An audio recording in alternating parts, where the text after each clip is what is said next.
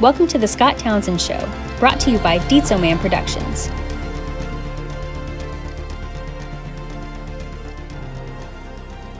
Scott, What's going on, Eric? how you doing?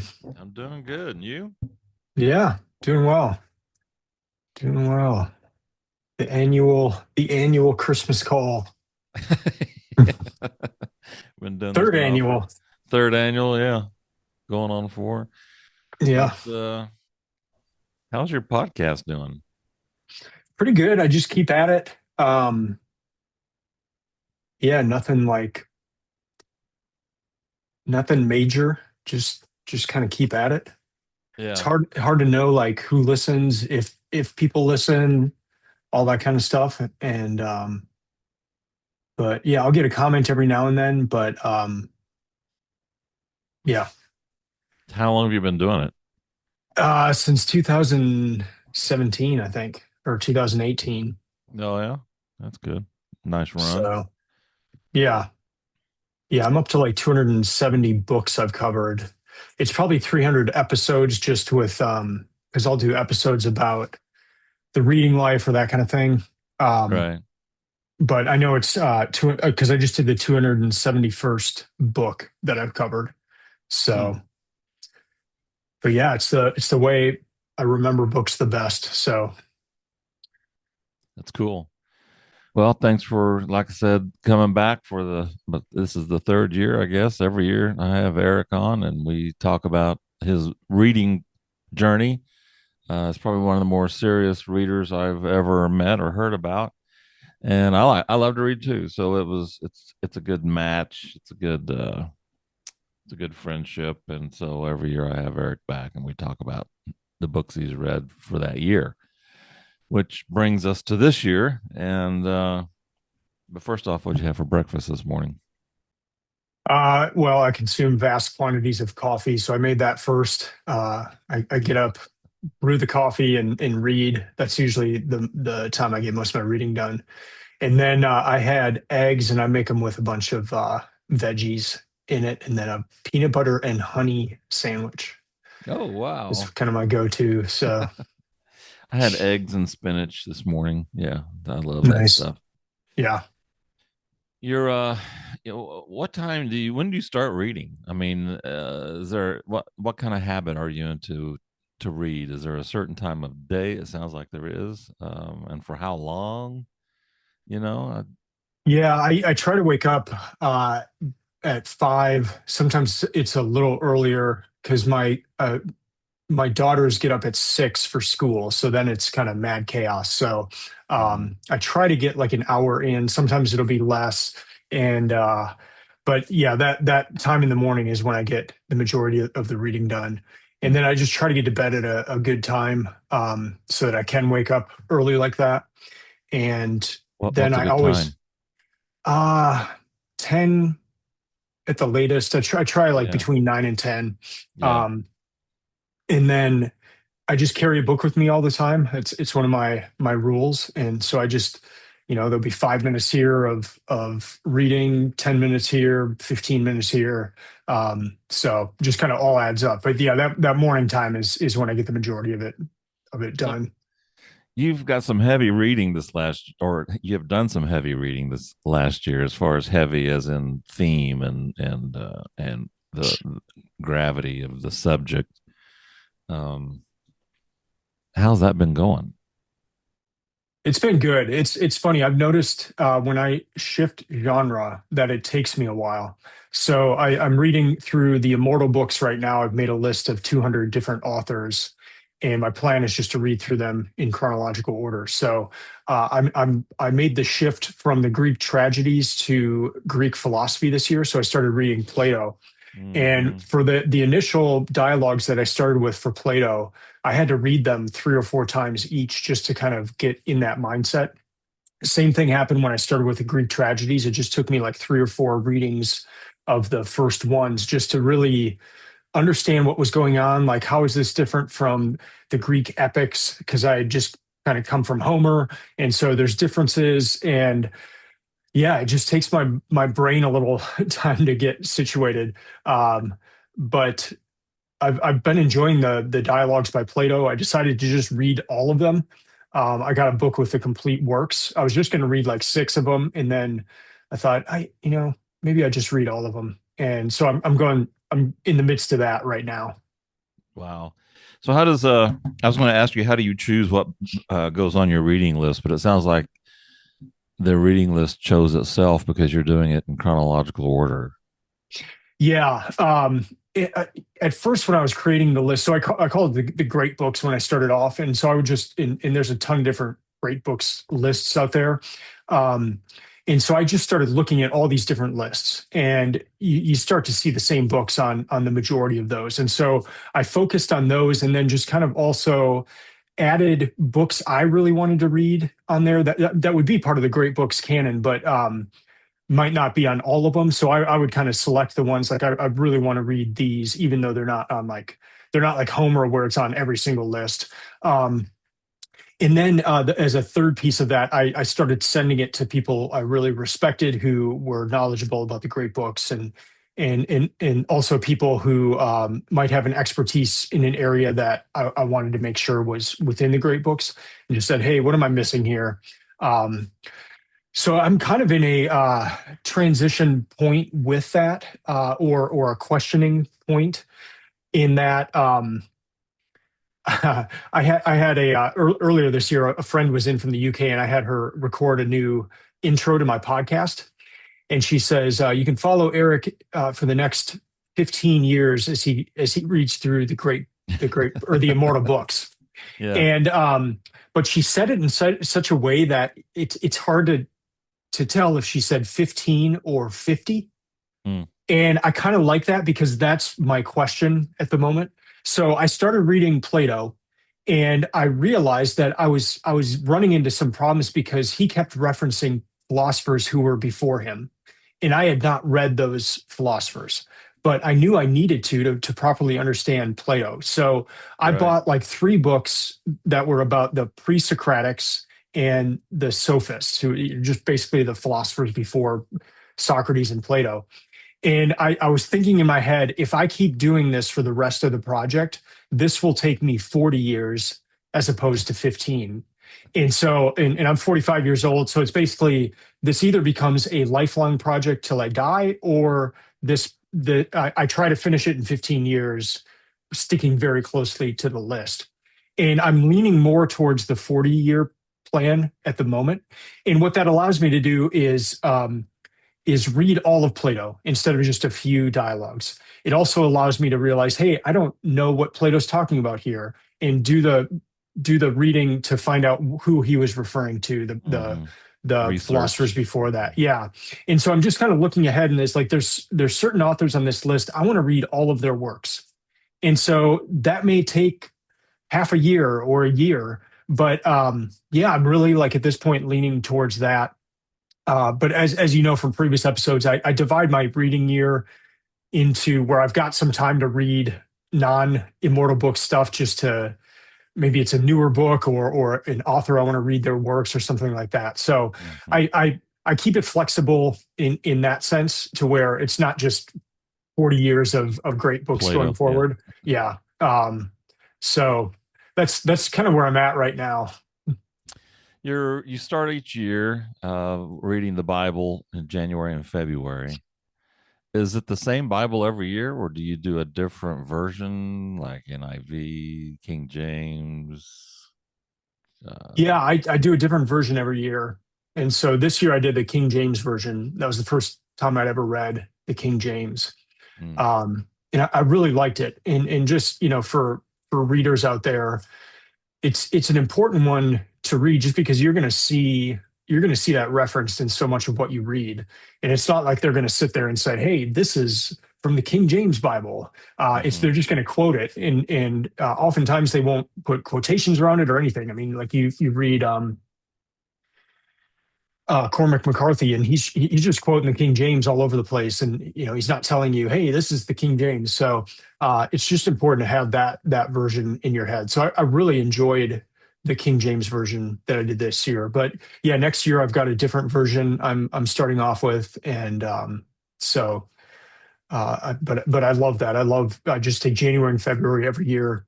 It's the only thing I read. I start page one and I go all the way to the end of Revelation. Um, it's been really good. So you've done this for several years now, more than several, since Yeah, 17. I think this is my fourth time doing it this year. And what's your big takeaway each year? Do you have the something?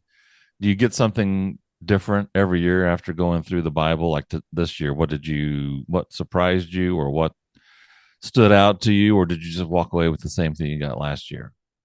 Yeah, no, it's different every year, and it's really cool because it a lot of times it'll be based on what I've been reading for this project, and so the Bible informs the books I read, but the books I read inform how I interact with the Bible too.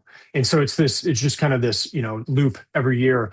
And so the first year I did it, the thing that really stuck out was the curse. And the curse shows up on like page 3 of the Bible, and it gets resolved on the second or on the final page of the Bible.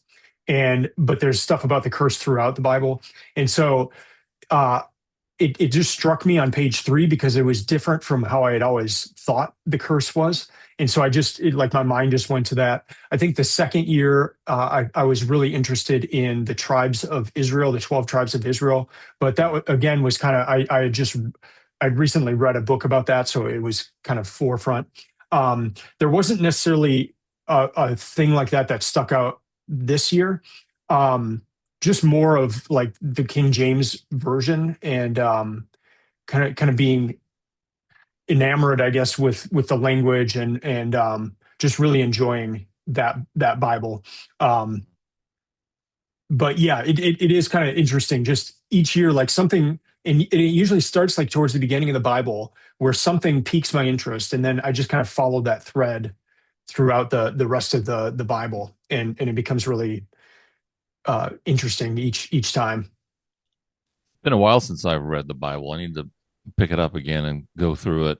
I've read it several times through, but that sounds like a good habit to once a year check in and see what's going on. Yeah. Because Yeah, I know. I like starting with it too, just to kind of kick off the year with it. all right, get your year started off right. Plato, man, tell me about Plato. That's I don't know anything about Plato. I just know it sounds philosophical, and it's going to take you how long to read all of his works? Would you say? He's got like 30 something dialogues, and I've read 9 of them so far. So I'll get back into those after I start the year with the Bible in 2026. So in March 2026, I'll get back. Actually, I'm going to kind of finish reading those pre-Plato philosophers, and then get back into Plato. It's been really interesting so far. The version I'm doing, it's the complete works that's edited by John M. Cooper, and so it's this huge volume that just has everything. And that's really why I thought, hey, why don't I just read all of these? Because I picked it up and it was about the same size as a Bible. And so I thought, well, I start each year with a Bible. This is not that much bigger. Why don't I just go through all of them? And so I'm going in the order that John M. Cooper puts them in that book. But what he does is he starts off with 4 dialogues that are about Socrates, and specifically the death of Socrates. And so those almost read more of like a drama. You're getting philosophy in there, but you can see kind of a clear line from the Greek tragedies to these Greek dialogues.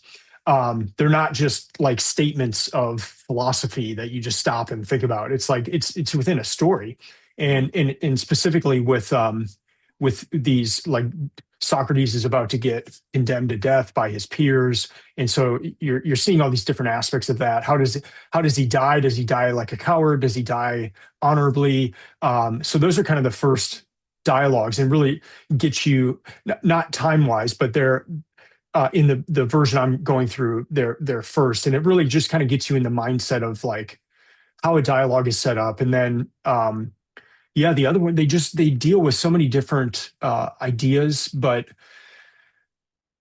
they've been really interesting. There's some that I've had a lot of trouble with, One in particular, The Sophist. I read it 3 or 4 times. I was asking people about it, but it was a really important thing that I got out of it.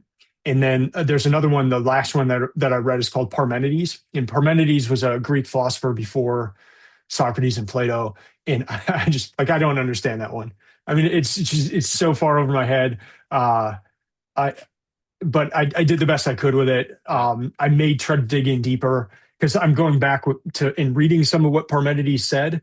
So maybe that'll help when I go back to Plato. But yeah, there's some that's like pretty easy to understand. There's some that are like, oh my gosh, what the heck is going on here? But like I took one philosophy course in college, and it just all like almost all of it went way over my head. So I just like I've always been scared of philosophy, but this time around I really want to try to understand it. And so I'm reading them multiple times. I'm taking notes, like I'm covering them on the podcast to make sure I can communicate what I learned from them. But yeah, they've been really amazing and a lot more approachable than I thought they would be going into them. Do you use any of the large language models, the AI, to help understand what you've just read, or to get some insight into what you're reading? I will afterwards, and I'll do it in kind of a strange way.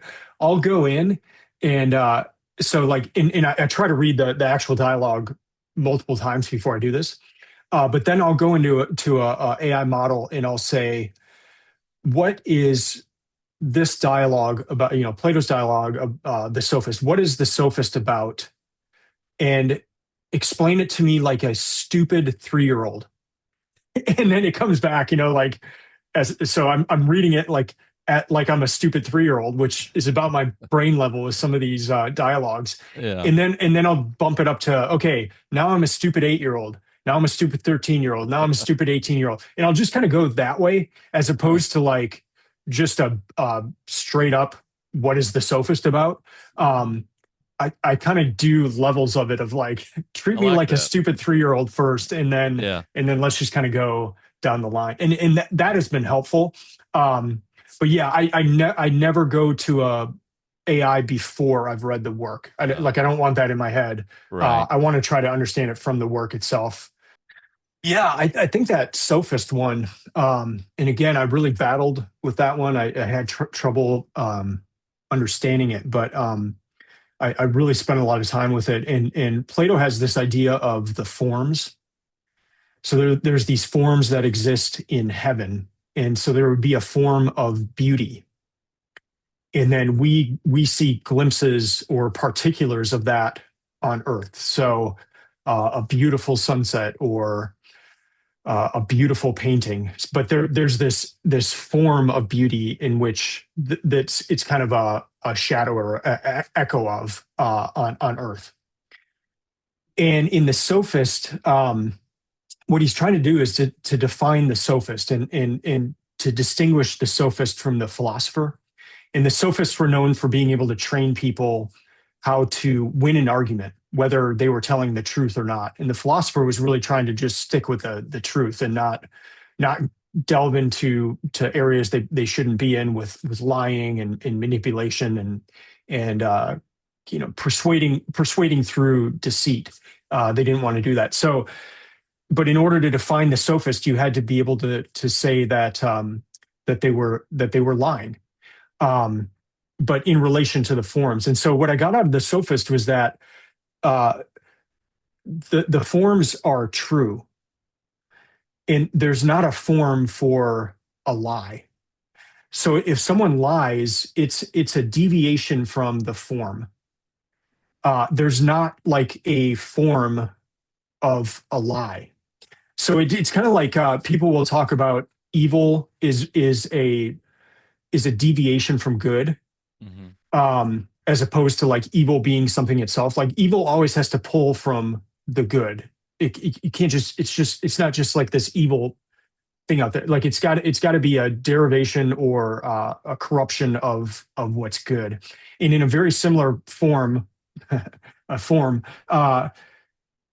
you can't, there can't, like, if you lie, there's not something up in heaven that is a form of that lie. You have to be doing something other than the form of that, of beauty. Like, um, yeah, hard to explain, but it just kind of like, it really helped understand. And, philosophers even right after Plato got rid of the idea of forms, but just even like as a mental model of like, there are things outside of us that give us information on different things that we experience here on Earth, but you Uh-huh. cannot have a deceitful form of that thing. Hmm.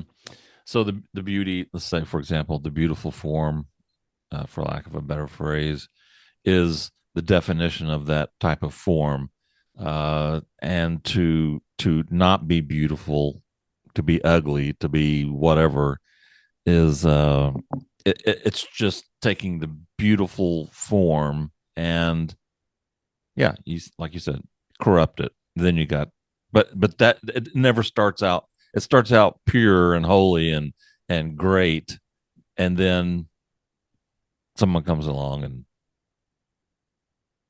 Especially in the on if there's deceit or lies involved. mhm. So you don't start with the lie, you start with the truth, and then the lies kind of spin out from the truth. Mhm. Yeah.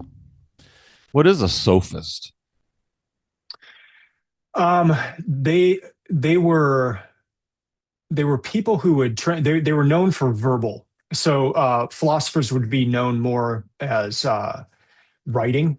Mm-hmm. Sophists were known more for verbal, but they were they're kind of criticized a lot in Greek literature. So like in the tragedies, you'll start seeing sophists being mentioned, but in a negative way because they would teach they would actually corrupt the youth by teaching them how to win an argument through deceit. Mm-hmm. Whereas philosophers were trying to win arguments through truth and for truth to be the highest standard. Um, Sophists would use any means necessary to win an argument. So, you're Okay. looking at democracy at this time to where persuasion is very important. Like you need to persuade a body of people to take on what you think should happen in the society, or for example you need to persuade them to do it.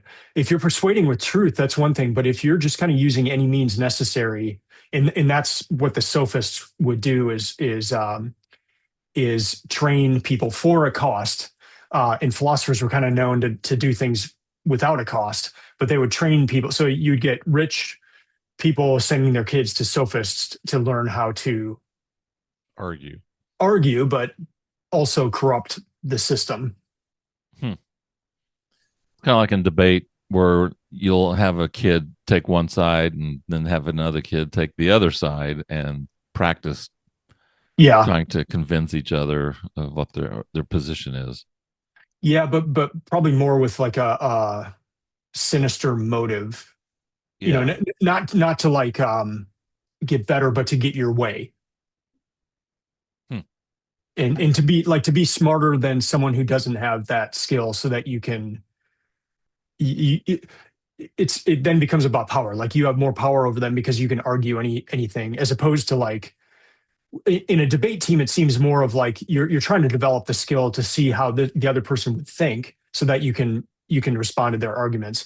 Here, it has the connotation of more of like a sinister uh, purpose for it, and the sophists are teaching their students to do it more on a sinister level. Hmm. The you've read a bunch of other books this year, not necessarily the great what do you call them, the great books. Mhm. This is one I'd like to read. Pictures of Dorian Gray. Yeah, I mean, how was that? it's great. That was my second time reading it. So what I did this year is I led a reading group at the bookstore here in town, and it was a monthly reading group, and I called it the Short Great Books. So what I was trying to do was find books that were between 2 to 5 hours in terms of like how long it would take you to read it. So we just did A Christmas Carol for December, and so Picture of Dorian Gray was one of the books on the list.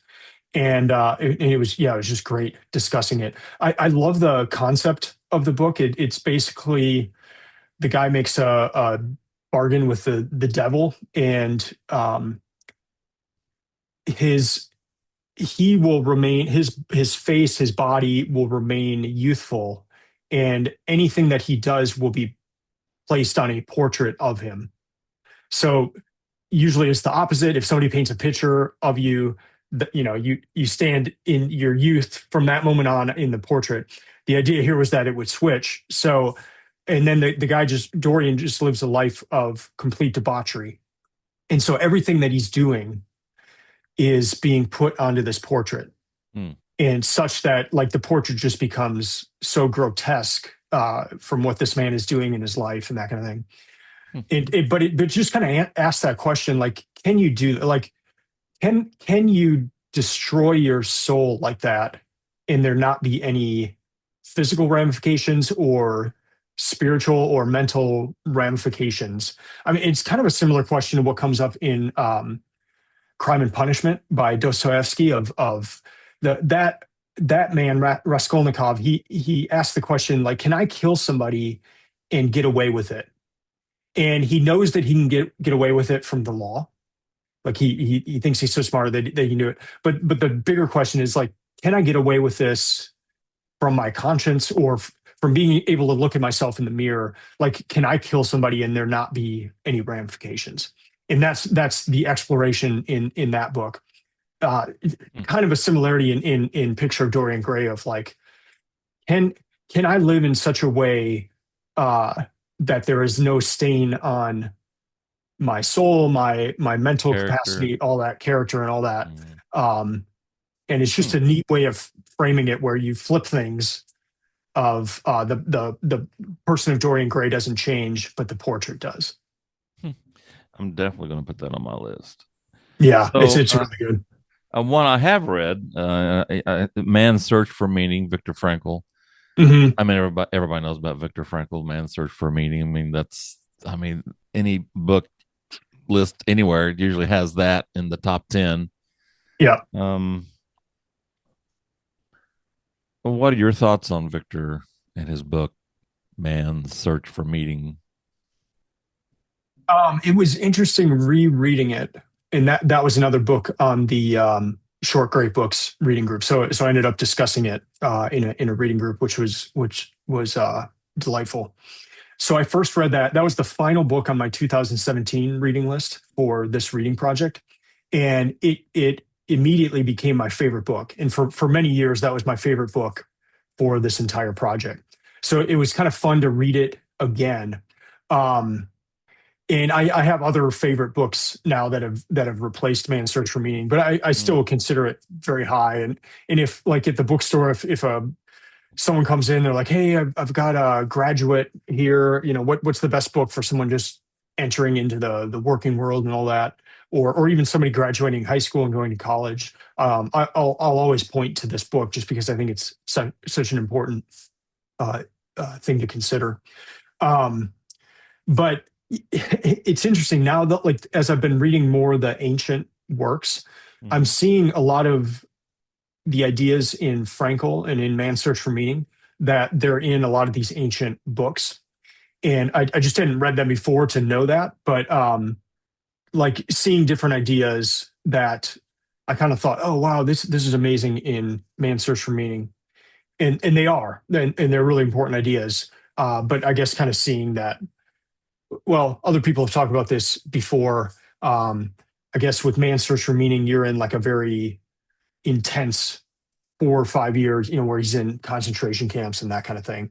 And I always see like in whether it's books about war or books where people have been through a terrible ordeal, it's almost like you get lessons of life a lot faster and in a compact period of time. That those books end up being some of the best books out there, just because the intense suffering that the person had to go through. Of the books that you read in 2000, this last year, which, for those listening, which book would you pull off that of the books that you've read this year? Which book would you pull off the shelf and say, okay, of these, this is the one I think everybody should read. And they're all good Mm, books. It's like which is your favorite child? It's but there's one that you know if you could leave one book on the coffee table from yeah. and they're all good and we all know they're all good books. There's no Yeah. Let right me share. obviously there's no right or wrong answer here. I was just wondering, you know, what would stick out in your mind. Yeah. Let me go through kind of three. Um, And in the, while you're looking there, there is a link in the show notes where you can see all of the books that Eric has gone through and for this last year. So yeah, if you're wondering what books we're talking about, uh, go down to the show notes and click on the link, Books of Titans link, and you'll see all the books listed there. So okay, sorry, go ahead. yeah, I guess it's kind of a maybe a cheating answer, but in spring semester, which is what I call March through June, Mm-hmm. I read. I finished up with the Greek tragedies, and then I got into the Greek comedies. I didn't really like the comedies as much, but just the Greek tragedies in general are just phenomenal. Like read through them. I mean, they take like 2 hours to read through each one, but they're incredible. So as a first book, and again, like I read a number of Greek tragedies, but I would have to put the tragedies pretty high up there. Um, Second book that really stood out this year was The Analects by Confucius, and I came into 2025 and I was looking at my list again of the authors that I was going to be reading for the great books, and I realized I had skipped over Confucius in chronological order. I just forgotten, and he actually uh, died right before the Greek tragedy writers. And so I started off in March after I read through the Bible. I started off with Confucius and kind of put him in, and then went back to the Greek tragedies. Right. And I was expecting the analects are quite short. Like if you get a book, I mean, it might be thick, but like the majority of it is notes or something. The analects themselves are not that long. So I looked at the analects and I thought, this will take me 3 days to read. And then I'll get back into the Greek tragedies. But I ended up spending the entire month of March on Confucius. Hmm. And I read a book about Confucius. I read the Analects twice. And I got something out of the second reading of the Analects that has just, it really floored me. And it was this idea that one of Confucius's disciples comes up to him and asks, do you just remember everything that you learn and you read and all that? And this is the disciple asking Confucius. And actually, Confucius asked his disciple, do you think I'm the type of person that just remembers everything? And the disciple says, yeah, isn't that the case?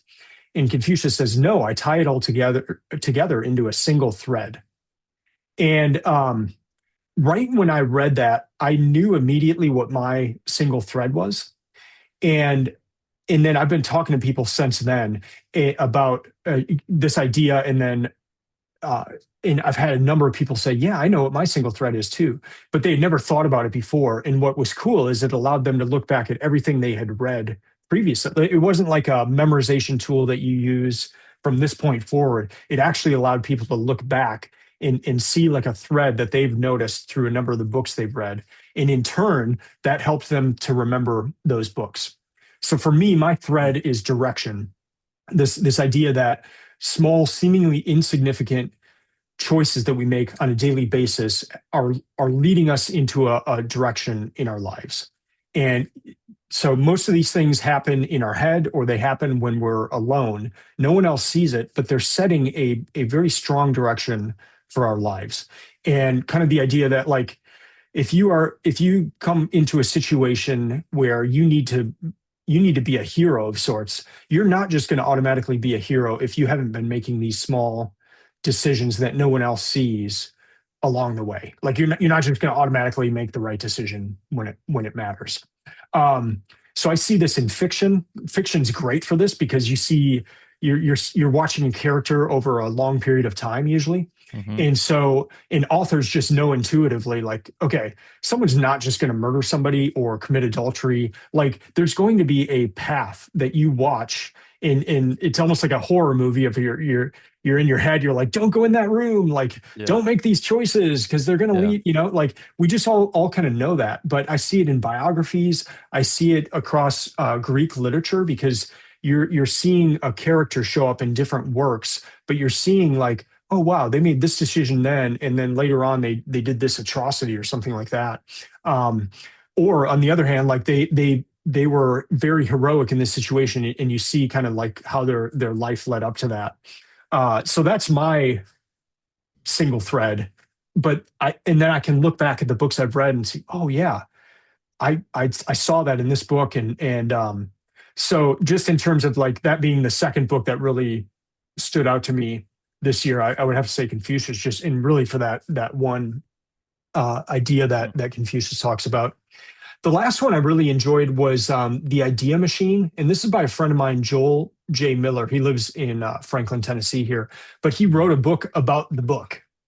So he wrote a book about how books came to us and how when we pick up a book now, the format it's in, everything, like how that evolved over time to where we now have this book format. And just, I mean, the history of it is just fascinating. Like how did it come to be? Like at one time, all the letters would just be all together. And so reading was actually like trying to figure out where breaks were between the words. There's no punctuation. There, like like you had to be very highly trained just to even be able to go through these texts. And then Yeah. how they figured out, oh, okay, why don't we put a space between the words? Let's put in some punctuation. So just how all that evolved over time, but to where we hold a book in our hand now, and it's like it's the perfect machine for learning or transmitting information. And then So what he he's also talking about does, more than just from Gutenberg to now. yeah, no, he goes back like 2,000 years plus. And then the other thing he does is ties all this to our current learning large language models and AI, and just how even like how a library is organized and how you would pull data from a library, how that's the exact way that AI works. Like you put in a prompt, you're trying to get information. What it's doing is going through its library of information to give you a specific response. And so it was just interesting, like the book, and then just even organizing book. Like once you get a bunch of books in a one place, how organizing that library is very akin to our AI models of today. That's I'd like to read that one too. What's the Yeah, author's name again? Joel J. Miller, and the book is the Idea Machine. The one thing that kind of amazes me is your motivation and the momentum you've built up, and you're still going. How do you stay motivated on this project? I mean, have you come across a time? I'm sure you have, where it's like, gee whiz, I wish I could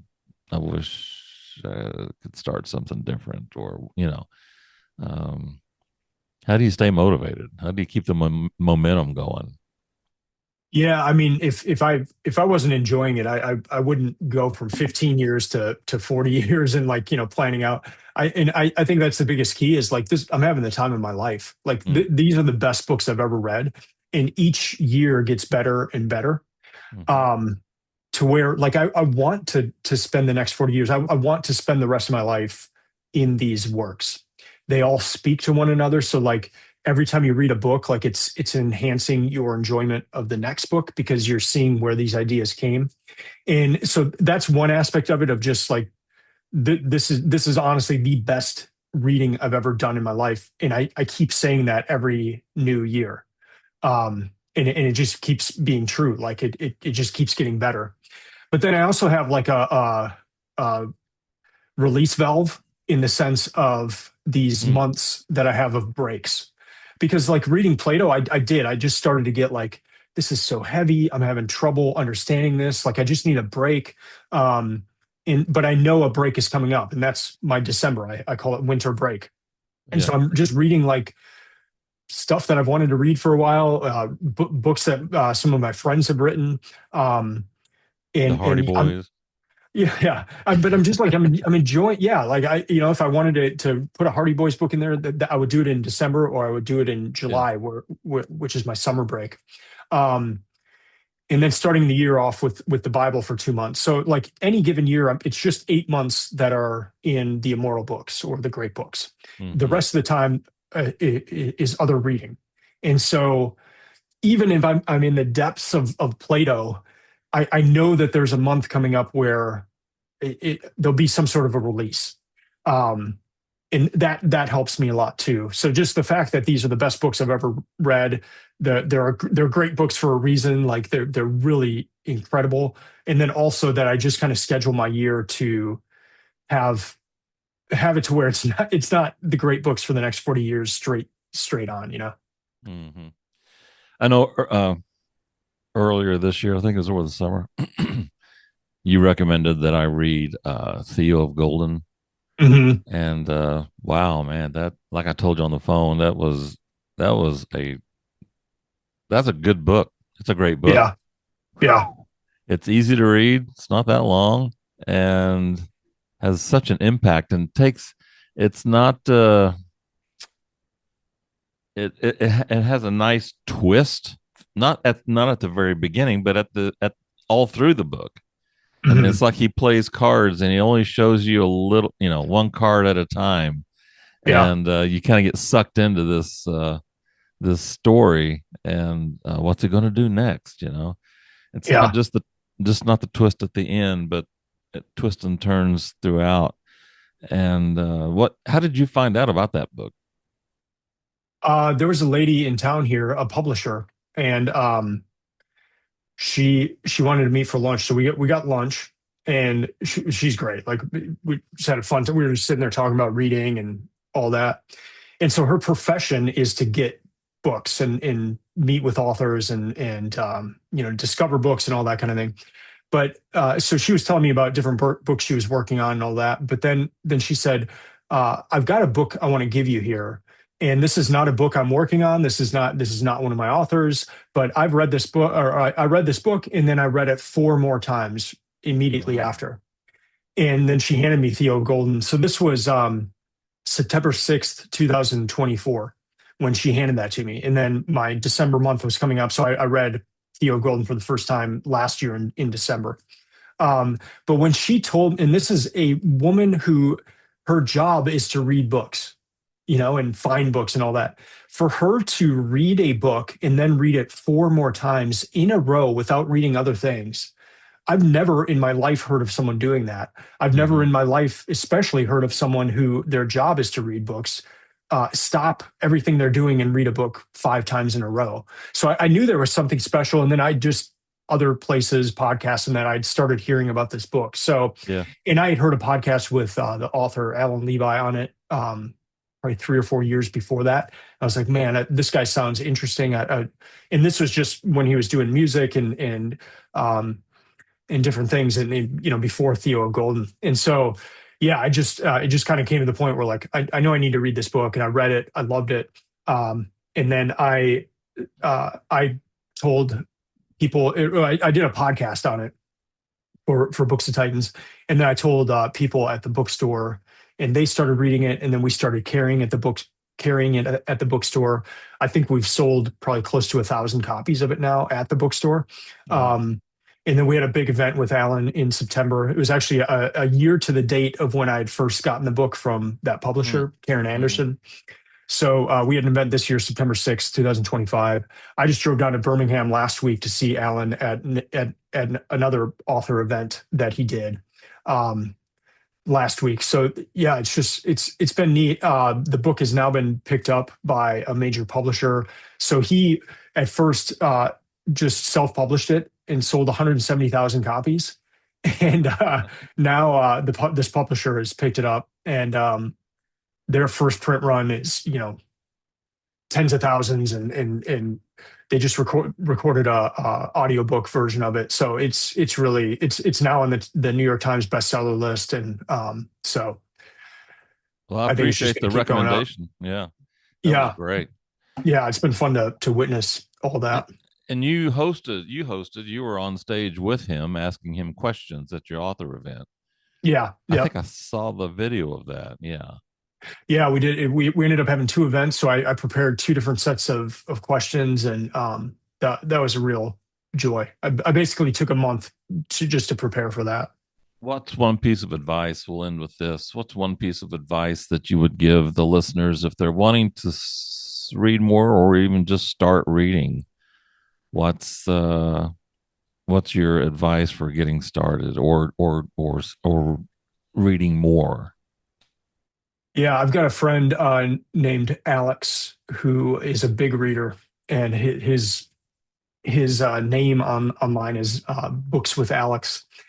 He's got this saying that read what you love until you love what you read. And so that's the first suggestion I always give people. And the best place to do that is a bookstore or a library. Just walk in.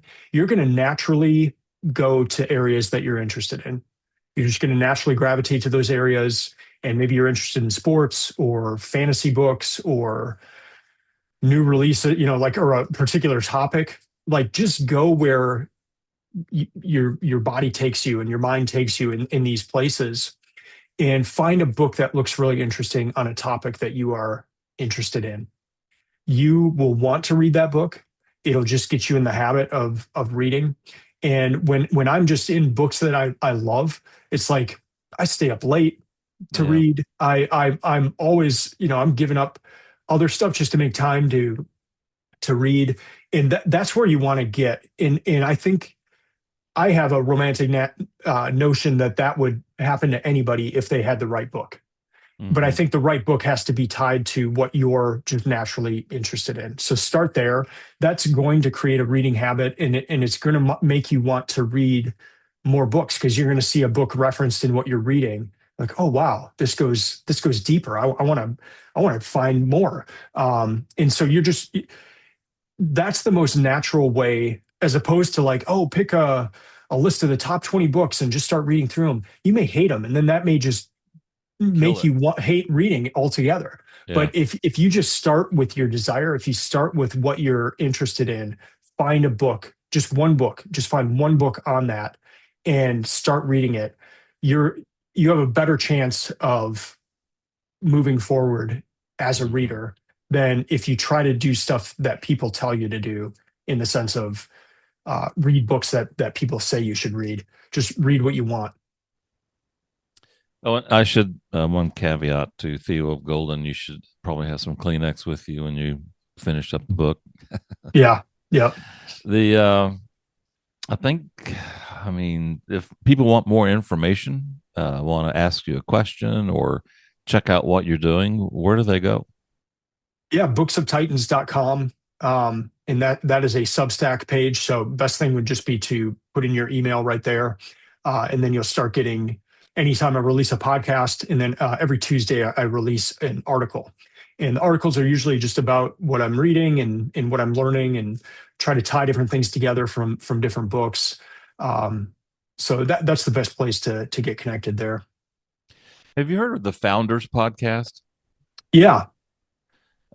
Peter Cerna, I think is his name. Mm-hmm. Cerna. He's he'll take a biography of a famous multi-millionaire, billionaire, He kind of focuses on those guys and gals, and Walt Disney and Michael Dell and Elon Musk, and the list goes on and on, Bill Gates. I'm really enjoying it. I've started with his first podcast, and it's a little, I wouldn't say it's rough. You can tell it's his first podcast, but then when you get into the later years of it, he's been doing it for quite a while now. I think he's on Spotify now. He's got his own show on Spotify, but still doing the same thing. He reads a book, reads it over again, and then just pretty much summarizes what he read about the founder, Henry Ford or J. Paul Getty, whatever. That's cool. It is cool. Well, I really appreciate you stopping by again. This is a good Christmas tradition, and we'll have you back again next year and see how you're doing. Yeah, I think I'm going to make a note here. What do you think I'm going to ask you this one off the wall question. Yeah. Sometimes they get sometimes you hear these books that are supposedly really popular, critics choice, something like Catcher in the Rye. You ever read Catcher in the Rye? If I did, it would have been high school Yeah. or middle school. I don't remember it. Yeah, I do, and it's kind of weird. And I always wonder, why is it on the list, And then the other Yeah. one I started reading was Jack Kerouac's On the Road. Hmm. And I just kind of I had to put it down. I don't know. It's just, I was Yeah. like, well, I don't know what the hubbub is here, with this book. Yeah, that's an interesting book. That's one of those where people like either think it's the greatest thing ever written or have your experience. I was more along your experience, but yeah, I hear all the time that was the book that just inspired people in Yeah. crazy ways. So yeah, I guess we kind of approach books in different ways, and It's all in the eyes of the beholder, I guess. yeah, yeah. All right, Eric. Well, have a great rest of the day and Happy New Year or Merry Christmas, Happy New Year, and we'll stay in touch. Likewise. All Thanks, right, man. Scott. Talk to you later. Yep. Bye bye. Bye. The Scott Townsend Show is a Dietzo Man production. For more episodes, visit the Scott Townsend Show YouTube channel, listen on Apple Podcasts, or wherever you listen to your favorite shows.